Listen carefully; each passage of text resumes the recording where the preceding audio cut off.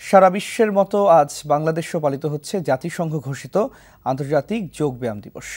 ভারতীয় হাইকমিশনের উদ্যোগে মিরপুর ইনডোর স্টেডিয়ামে সকালে যোগ ব্যায়ামে জড়ো হয়েছিলেন হাজারো মানুষ। বাণিজ্যমন্ত্রী তোফায়েল আহমেদ জানান, মানসিক ও শারীরিক বিকাশ সাধনে যোগের প্রসার ঘটাতে সরকার সর্বাত্মক সহায়তা করবে। বিস্তারিত আশিকুর রহমান চৌধুরীর রিপোর্টে।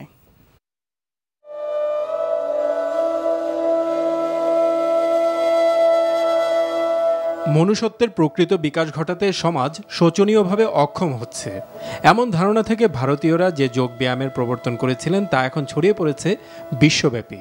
ভারতের প্রধানমন্ত্রী নরেন্দ্র মোদীর উদ্যোগে গত বছর থেকে ২১ জুন পালিত হচ্ছে আন্তর্জাতিক যোগ দিবস। এবার সেই দিবসটিতে বাংলাদেশে ভারতীয় হাইকমিশনের উদ্যোগে আয়োজিত অনুষ্ঠানে যোগ দিতে খুব সকালে মিরপুর ইনডোর স্টেডিয়ামে জড়ো হয়েছিলেন যোগ ব্যায়ামের হাজারো ভক্ত।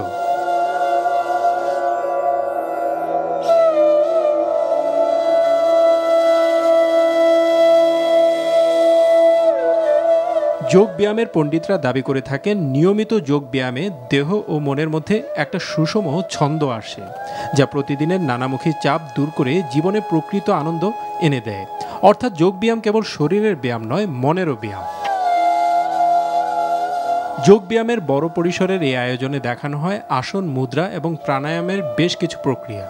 দেখানো হয় সর্প আসন, কুমির আসন, ভদ্র আসনের মতো নানা আসন। এসব যোগ ব্যায়াম একদিকে যেমন উচ্চ রক্তচাপ, ডায়াবেটিস কিংবা হার্টের অসুখের মতো নানা অসুখকে নিয়ন্ত্রণে রাখতে সাহায্য করে, অন্যদিকে মানসিক চাপ কমিয়ে দেহ ও মনের সার্বিক সুস্থতা এনে দেয়। নর্মাল ফিজিক্যাল এক্সারসাইজে মেন্টাল হেলথের খুব একটা ডেভেলপমেন্ট হয় না, বাট যোগাতে মেন্টাল অ্যান্ড ফিজিক্যাল দুটোরই ডেভেলপমেন্ট হয়। এই এক্সারসাইজে আমরা এনার্জিটা গেইন করি, রিল্যাক্সড ফিল করি, ফ্রেশ লাগে। প্রত্যেক দিন যদি সেটা করেন তাহলে সেটা আরও ভালো। আপনার স্ট্রেস ম্যানেজমেন্ট এবং আপনার ফিজিক্যাল ফিটনেসটা বজায় থাকে। যোগ দিবসের অনুষ্ঠানে ভারতের হাইকমিশনার হর্ষবর্ধন শ্রিংলা বলেন, বিশ্বের অন্যান্য দেশের মতো বাংলাদেশেও তারা যোগ ব্যায়াম ছড়িয়ে দিতে চান মানুষের সার্বিক কল্যাণে। আর অনুষ্ঠানের প্রধান অতিথিও বিষয়টি গুরুত্বের সাথে বিবেচনা করা হবে বলে জানালেন। প্রতি বছর মর্যাদার সাথে যথাযথভাবে এই দিবসটা আমরা পালন করব।